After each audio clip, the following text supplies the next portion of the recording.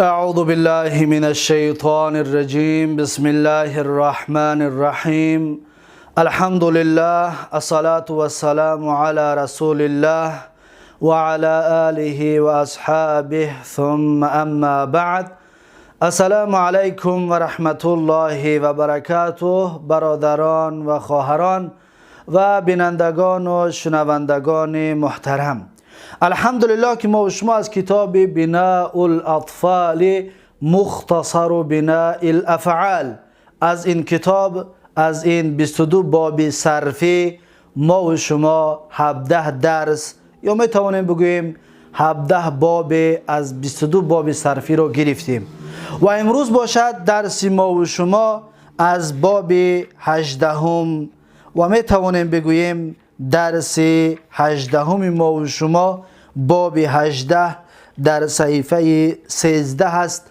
هر کسی که این کتاب را دارد پس می تواند که این را ببیند که نوشته شده است در صحیفه 13 که الباب الثامن عشر، یعنی که باب 18 از 22 باب صرفی. چطور که شما اینجا میبینید بنده نوشته کردم که الباب الثامن عشر، یعنی باب 18 از 22 باب صرفی. لیکن ما گفتیم 22 باب صرفی به 4 قسم تقسیم می شود که این تقسیم بندی را چند بارها تکرار میکنیم. مقصد از تکرار کردن در ذهن شما موندن و برای حفظ کردن شماست که این به 4 قسم تقسیم میشد 22 باب. پس 6 باب اول رو باب‌های ثلاثی مجرد میگفتند که ما و شما این 6 باب را گرفتیم. یکم باب نصر ینصرو، دوم باب ضرب یضربو، سوم باب فتح یفتحو، چهارم باب علم یعلمو، پنجم باب حسن یحسنو، ششم باب حسب یحسبو. پس این 6 رو ما خلاص کردیم. این 6 تا با آخر رسید که اینها را نامشان ثلاثی مجرد هست. بعد از این ما و شما 12 باب دیگر رو که اونها را میگویم باب‌های ثلاثی مزید گفتیم. این 12 باب به 3 قسم تقسیم می شود.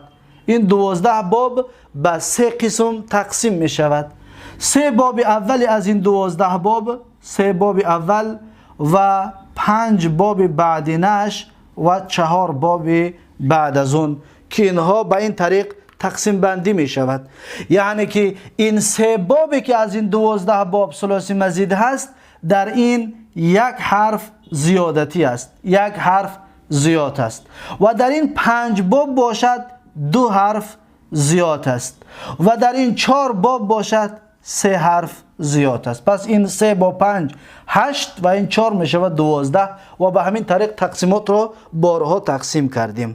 اکنون بیایید کلمه هایی که یک حرف، یعنی 3 بابی که یک حرفی زیاد شدگی است، اون بابی چی است؟ باب افعل. این باب ها را در ذهنتان داشته باشید. افعل و باب فعل، باب فعل و باب فاعل. برای چی فی و عین قطعی نوشتیم؟ به خاطر حرفای زایده را خوب جدا کردن. فاعل یعنی ترازو را نوشتیم. موضوع رو دیگه میدونین، اکرم، فرح، قاتل. این از همین باب است. پس این 3 باب یک حرفی زیادتی دارد. پس اون یک حرفی زیادتی کدام است؟ دقت بدید. در این باب یک حرف زیاد است. این همین حمزه در اولش است. و در این باب همچنین یک حرف زیاد است. اینجا 2 عین است. یک عینش عین زیادتی است. و در این وزن همچنین یک حرف زیاد است. این حرفی چی است؟ حرفی الف است. پس ببینید در این 3 باب یک حرفی زیادتی دارد. در این 3 باب یک حرفی زیادتی دارد. بعد از این میگذاریم به باب هایی که 2 حرفی زیادتی دارد. یکمش بابی چی است؟ این فعل، این فعل، این فعل. و دویم بابش باب افتعل. ببینید افتعل. و سوم بابش افعل،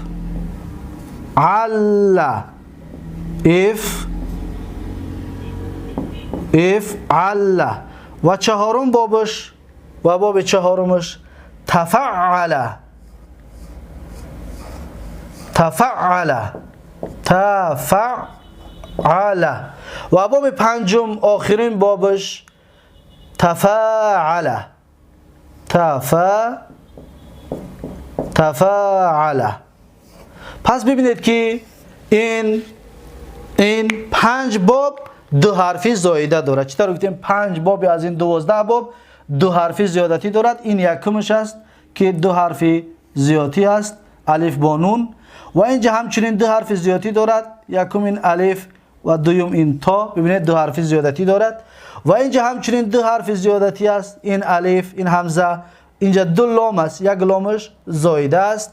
و بعد از این حرف ت و اینجا دو تا عین است، یک عینش زایده است. و بعد از این باب پنجمش ت با این الف حرف زایده است. پس دقت بتید که این فعل و مثل این کسره دو حرف زیادتی دارد. چطور گفتیم؟ افتعل و مثل اجتمع دو حرف زیادتی دارد. افعل و مثل احمر باب 12 دو حرف زیادتی دارد. تفعل و مثل تکلم همچنین دو حرف زیادتی دارد، این حرف زیادتیش. تفاعل و مثل تباعد همچنین دو حرف زیادتی دارد، چطوری که علامت گذاری کردیم. اکنون بیاید کلمه هایی را میگیریم که 4 باب را که 3 حرف زایده دارند. یکمش چی است؟ یکمش اس تف علا، اس تف علا، یکم باب. و باب دویمش استفعل و باب دویمش اف او علا. دقت بتید، اف او علا، این دویم باب. و باب سیوم این می شود اف اولا، اف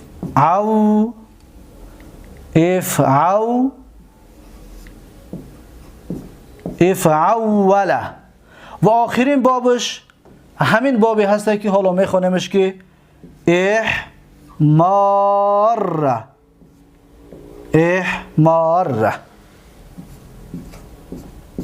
پس این 4 باب 3 حرفی زایده دارد. اینها را 3 تاش را ما و شما با تفصیل گرفتیم. یکمش چی بود؟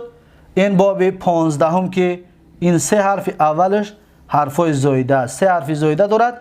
پس در اول این کلمه آمدگی است. و دویم بابی که 3 حرف زایده دارد این الف است با این عین و واو، یک جای این دوتا با این 3 حرفی زایده دارد. بعد از این الف با این واو ها هر دوش یک جا. درس گذشته ما و شما که 3 حرفی زایده دارد. و درس امروزه ما و شما که این الف با این الف و یک ری دیگر در اینجا 2 تا ری است، یک ریش اصلی است و یک ریش زایده با این الف. پس همگی چند تا می شود؟ 3 تا. پس 3 حرفی زایده دارد. ما گفتیم که 4 باب 3 حرفی زایده دارد. پس این هست وزنهاش و این هست کلمه هاش که این را در ذهنتون داشته باشید و این را فراموش نکنید.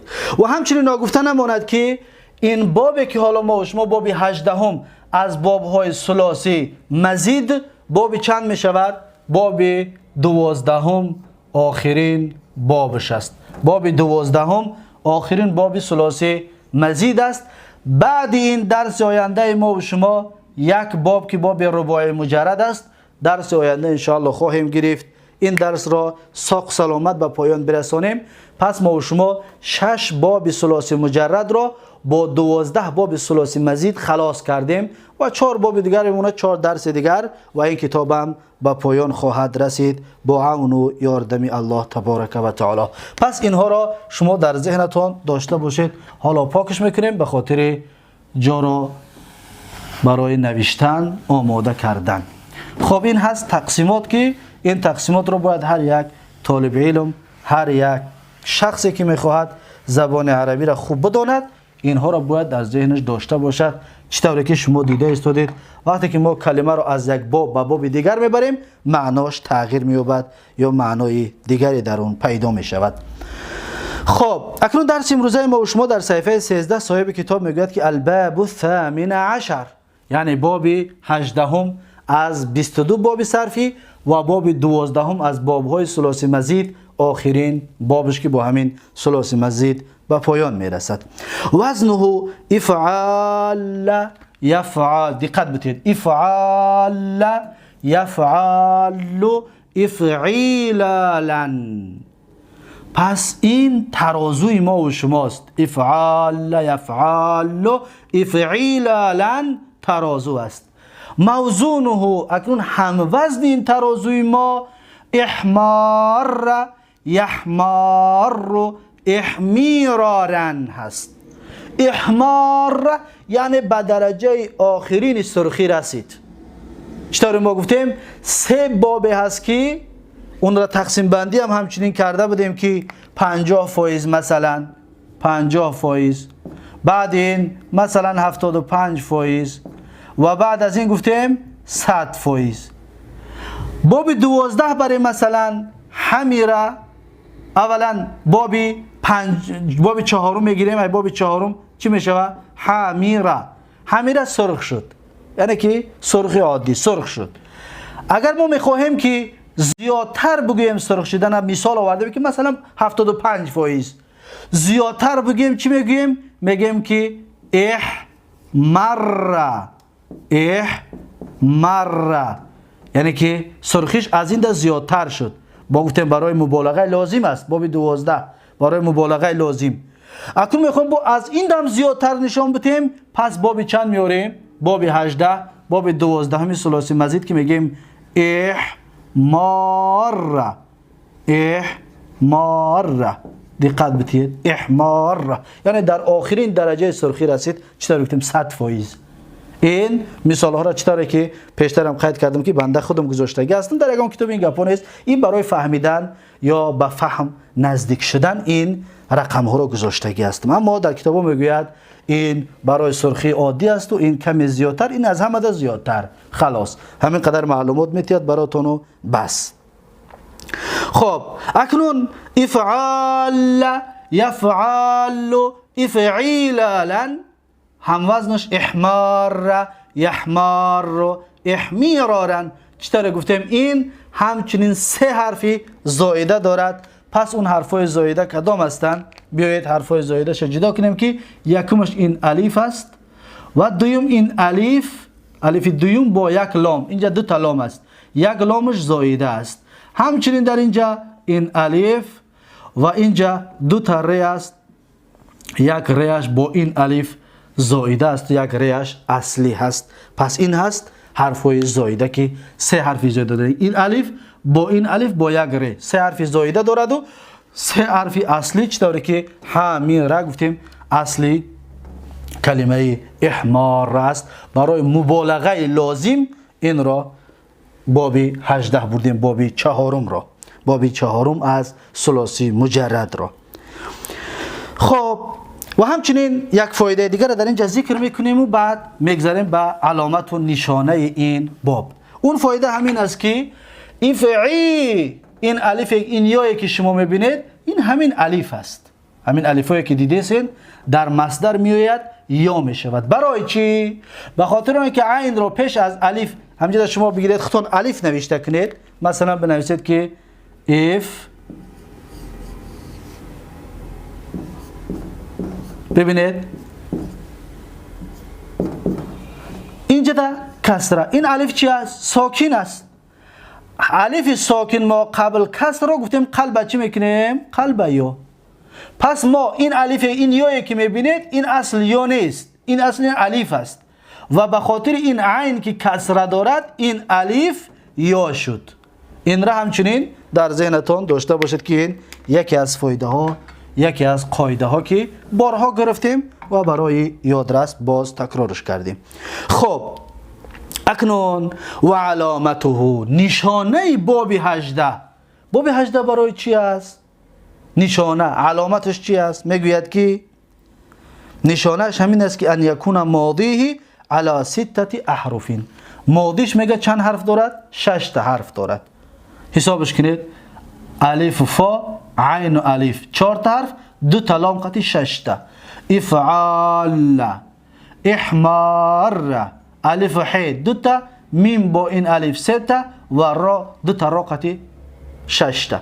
پس فعل ماضیش میگه 6 تا حرف دارد. خب یکم باز چی دارد؟ میگوید که بزیادت الهمزه فی اوله. در اولش میگه همزه زیادتی است. چطوری که شما دیدین؟ در اولش همزه زیادتی است و بزیادت همزه فی اوله و الالف بین العین و اللام. یک الف دیگر بین عین و لام دست زیادتی کردیم. چطوری که در اینجا میبینید شما یک الف دیگر زیادتی، یا همزه با این الف 2 تا حرف زیادتی شد. باز چی زیادتی است؟ میگوید که و حرف آخر من جنس لام فعله فی آخره. و یک حرف دیگر از جنس لام. اینجا لام آخری کلمه است، لام 2 تا کردیم. اینجا ر لام کلمه که است، را 2 تا کردیم. مثلا بیضا یا ابیضا، ابیضا همین باب دا بیاریمش. مثلا سفید، بسیار سفید شد، ابیضا. ببینید آخرش حرف ضاد که بود، حرف ضاد را ما 2 تا کردیم. بخاطر اینکه گفتیم لام کلمه را ما چیکار میکنیم؟ 2 تا میکنیم. یا مثلا میگم که اسود، یعنی درجه آخرین در سیاه شد، سیاهی که در درجه آخرش رسید. اسود. دال لام کلمه که بود، دال 2 تا کردیم. پس این دال های اتش اصلی است، اتش چی است؟ زایده است، یعنی حرف زیادتی است. چطور گفتیم؟ این الف همزه با این الف با یک ر زایده است. 3 حرف زیادتی دارد و 3 حرف اصلی.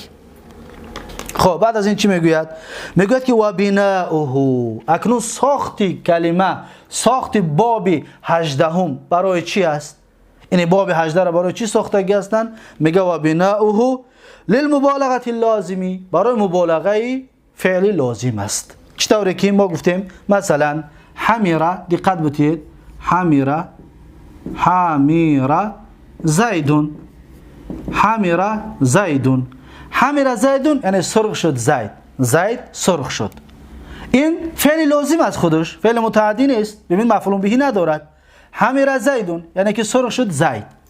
اکنون این برای مبالغه لازم است. ما زیادترک مثلا اینجا بگیم 50%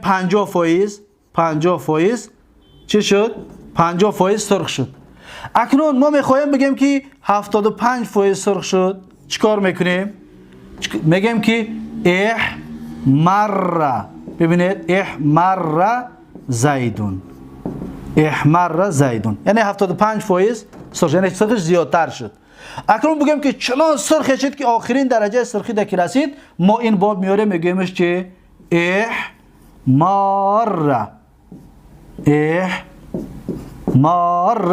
زیدون. ببینید زیدون یعنی سرخ به درجه آخرین سرخ شد زید. پس این شد چی؟ 100%. پس این شد 100% که درجه آخری سرخی دارد. چی طور گفتیم؟ این رقم ها را بنده خودم گذاشتم به خاطر فهمیدن و به فهم نزدیک شدن. اکنون میگه که و بنا للمبالغه لازمی. ببین باب 4 بود، فعل لازمه، مفعول به ندارد.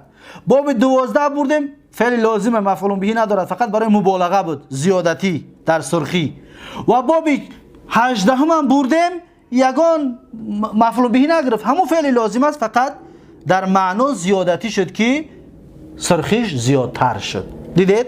یعنی که برای مبالغه لازم که شد، یعنی همین فعل لازمه درجهش زیاد میکند، همون فعل معناش زیادتر میکند که مثلا کمتر سرخ، زیادتر سرخ، آخرین درجه سرخ.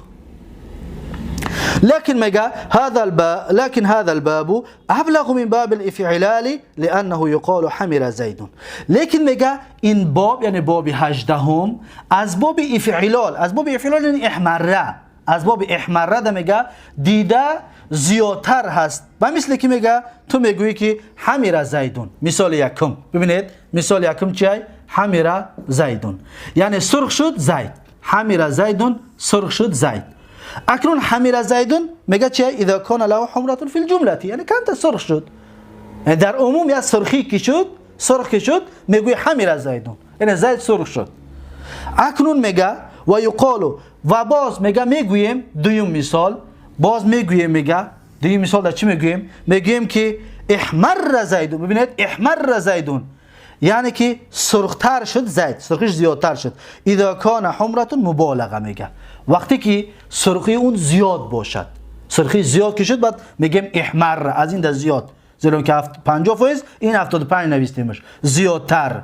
اکنون زیاد شد. بابی 12 اکنون میگه و یقال احمر زیدون اذا کان له حمرة زیادت مبالغه. وقتی که میگه مثال سوم دقت بتید، وقتی که میگه سرخی به درجه آخرش که رسید بعد میگیم احمر زیدون، یعنی که 100% یا به درجه آخر سرخی رسید که احمر یعنی صبح سرخ شد.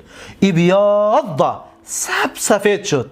اسود یعنی که صبح سیاه شد، آخرین درجه سیاه در رسید. مثلا اصفار زب زرد شد، دیدید اصفار زب زرد شد. و مثل همین دیگر رنگ ها و عیب ها و این چیزها ذکر کرده می شود در همین باب. یعنی که این باب ما شما در باب 12 گفتیم که برای رنگ و برای عیب هست، یعنی عیب ها. پس باب 18 هم همچنین برای رنگ و عیب است. چطوری که مثال ها را برای رنگ آوردیم و برای عیب باشد اگر میتونید شما مثال چی را بگیرید، میتونید که اعوار را بگویید.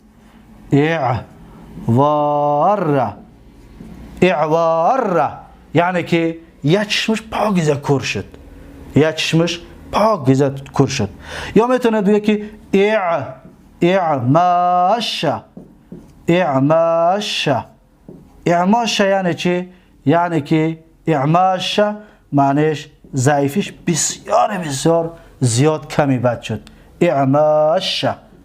اعماش زردیش یعنی که بینایی چشمش بسیار ضعیفی بد شد، یعنی که مبالغه چطوری که در این باب گفتیم همون گفتگی را میتونید شما در اینجا تکرار کنید. فقط من مثال های همین باب آوردم، خلاص میتونید شما مثلا عویر زیدون، اعور زیدون، اعوار زیدون، همینطور شما خودتون بنویسید. یکی عمیشه زیدون، عویره گفتیم یعنی که یک چشمش کور شد.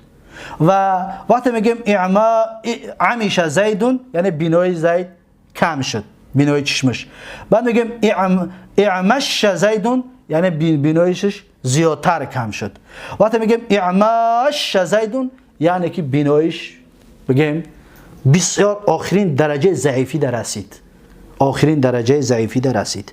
پس این هست بابی 18 و بابی 12 از ثلاثی مزید و بابی 18 از 22 بابی صرفی. و بعد از این اعراب این جمله رو آوردگی هستیم که اعرابش که حمیر زیدون، حمیر فعل ماضی مبنی علی الفتح لا محل له من الاعراب، زیدون فاعل مرفوع و علامت رفع الضمه الظاهره. دیگه باقی موندهش همین است. احمر فعل ماضی مبنی علی الفتح لا محل له من الاعراب، زیدون فاعل مرفوع علامت رفع الضمه الظاهره. اعمار بمثل همین.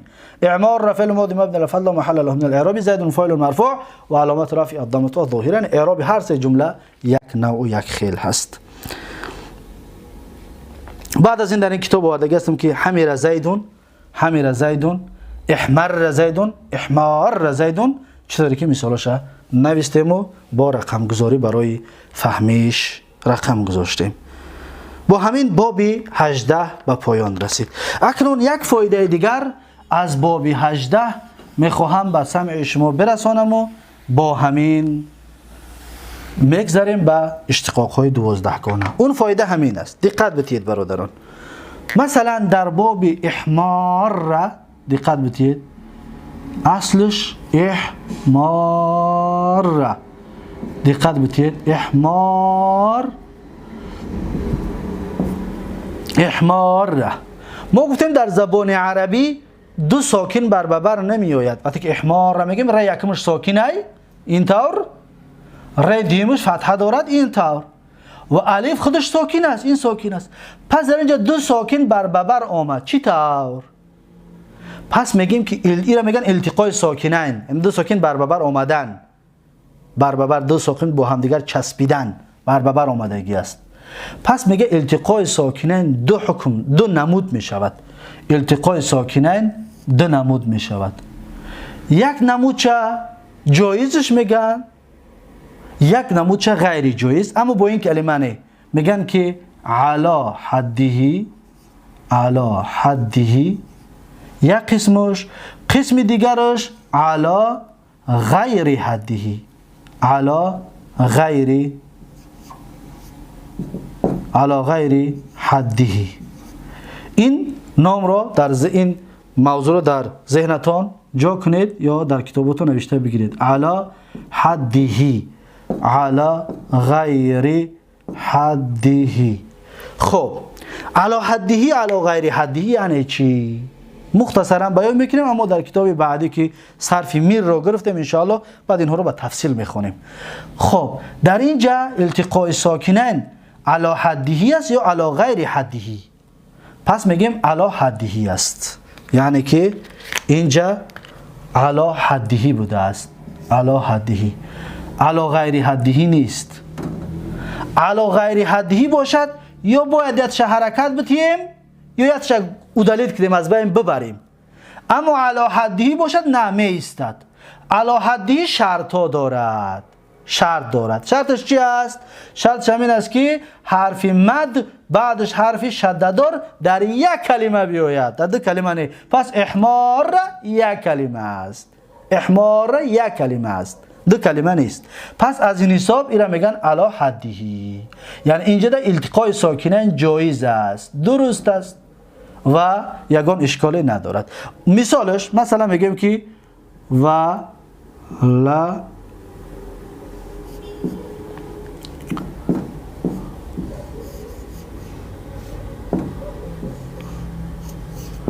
آخر سوره الحمد میگیم ولا الضالین،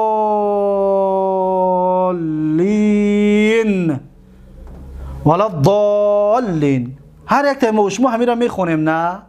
ولا الضالین.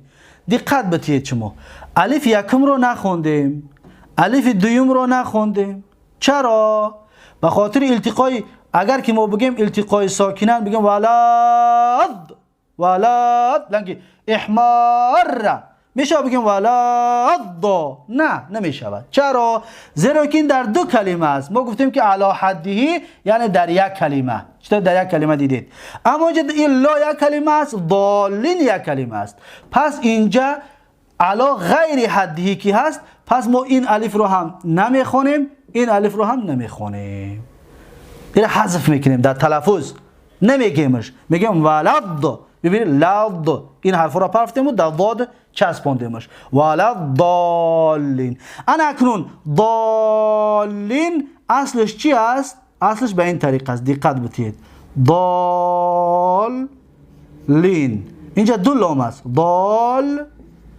ضالین. دیدید؟ نیا کنین الف ساکن، لام یکم اینجا دو لام است، لام یکمش ساکن. پس این جایز است، میگیم ولا ضالین. ببینید اینجا جایز می شود. چرا؟ زیرا که علا حدهی است. در اینجا بگویید که علا غیر حدهی و در اینجا بگویید که علا حدهی. دیدید؟ اینجا علا غیر حدهی یعنی در دو کلمه است، پس جایز نیست که ولا ضالین بگیم، این حذف می شود در تلفظ. لیکن در اینجا باشد اگر جایز است، زیرا که علا حدهی است، پس میگیم ضالین یا میگیم احمار افعال. التقاء ساکنان است و حذفش نمیکنیم. این یک معلومات مختصر درباره التقاء ساکنان در اینجا، این را در ذهنتان داشته باشید. و با همین میگذاریم به اشتقاقات و با همین میگذاریم به آن چیزی که عرب از مصدر گفتیم 12 چیز اشتقاق میکند، چطوری که در کتاب بیدان ما و شما خوانده بدیم. پس بیایید ببینیم که 12 چیز از باب 18 یا از باب 12 ثلاثی مضی چطور اشتقاق کرده میشه. ببینید یکم فعل ماضیش چی است؟ احمار. احمار. پس چه میگوییم؟ میگوییم که احمار، احمار، احمارو، احمارت، احمارتا. تا اینجا 5 تا صیغه ر شده دارد. اکنون در صیغه ششم شده را میکشیم میگیم که ما. ببینید احمررنا، ری شده رو کشادیم احمررنا. این طریق میگیم تا آخره. احمررت، احمررتما، احمررتم، احمررتی، احمررتما، احمررتن، احمررتو، احمررنا. دیگه تا آخرش با فک ادغام میگن، یعنی ادغام شده را کشاده با دو ریقتی میگیم. 5 تا اولش با ادغام است. احمار، احمار، احمارو، احمارت، احمارتا. خلاص 5 تا به شده. باقی ماندهش احماررنا، احماررت، احماررتم تا آخرش طوری که حالا گفتیم. این در فعل ماضی است.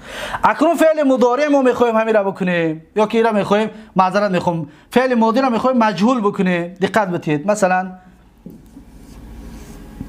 احماره، احماره. میخواهم فعل مضارعش کنم.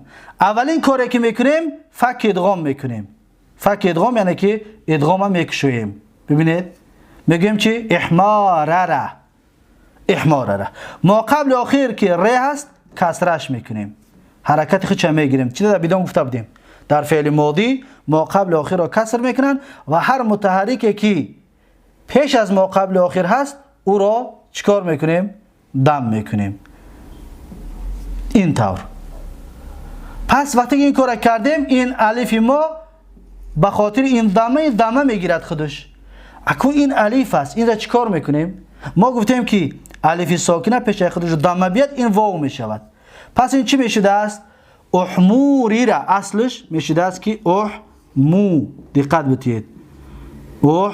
احموری را، احموری را اصلی مجهول کردن این فعل بوده است، لیکن باز این را ادغام میکنیم، حرکت این را میگیریم، این ساکن میشود. وقتی ساکن که میشود ر را در ر میدراریم میشود شده و این ر را از بین میبریم. چه شد؟ دو تا ر داره شد. پس شد احموره، احموره. دقت دادید؟ انا همین طور. پس میگیم 14 صیغه مجهولش میشود احموره، احموره، احمورو، احمورت، احمورتا. 5 تاش به شده قطعی است. اکنون بعد از چی میگیم؟ احموریر نمیگیم، احمو میگیم، ریر شده را میکشیم، احموریر نه. و مثل احماررنا معلوم فعل ماضی است، احموریرنا مجهول فعل چیه؟ ماضی است. پس دیگه تا آخرش به مثل همین به فک ادغام قطعی میگیم. احموریر تا، احموریر توما، احموریر توم، احموریر تی، احموریر توما، احموریر تون، احموریر تو، احموریر نا تا آخرش دیگر بگویید. پس میگذاریم در فعل مضارع. در فعل مضارع چی است؟ یحمارو، دقت بدید. یحمارو، یحمارو. این هم در فک ادغام فقط در 2 صیغه می شود، جمع مؤنث غایبات و جمع مؤنث مخاطبات. در 2 جا فک ادغام می شود، دیگه همش به ادغام است. یعنی که یحمار، یحماران، یحمارون، تحمار، تحمارانی، یحماریر نمیگیم، یحماریر نه. فک ادغام کردیم یک جا. پس با شروع میکنیم. انت، تو، تحمار، تحمارانی، تحمارون، تحمارین، تحمارانی، تحماریرن. این دویم جا است. احمار رو، نحمار رو دیگه همش به چی می شود؟ به شده قطعی می شود. این فعل مضارع معلوم بود. اگه ما میخواهیم که این را مجهول کنیم چیکارش میکنیم؟ این را ما میخواهیم مجهول بکنیم، پس مجهول کردن جا یک بار دیگر نوشته میکنیم. دقت بدید.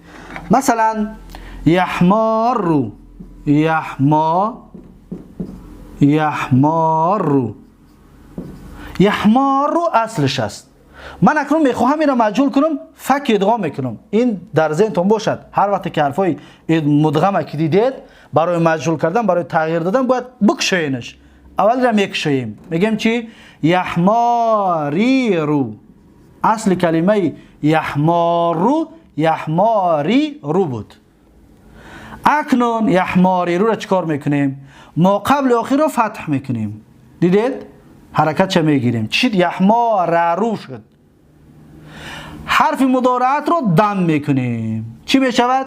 یحماررو. اکنون دو ر از یک جنس هستند، حرفا یک خیله بر بر آمدن، این ر حرکت چه میگیریم؟ ساکن میشود. ساکن که شد، ر را در ر ادغام میکنیم، میشود یک ر. یک ری چی؟ شده دار.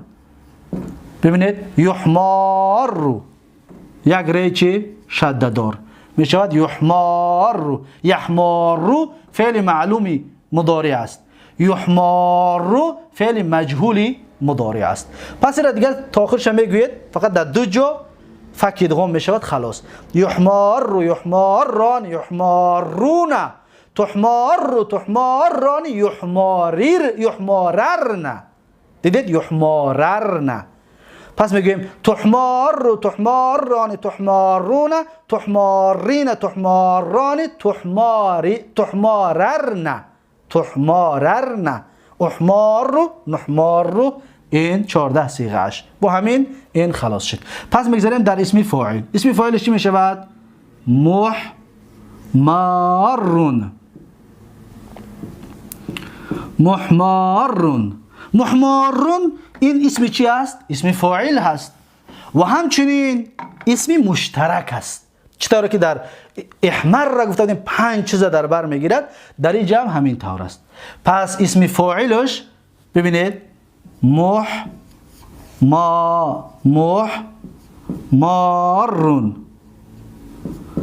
محمارون اسم فاعل است، اسم مفعول است، اسم زمان است، اسم مکان است، مصدر میمی است. 5 چیز است.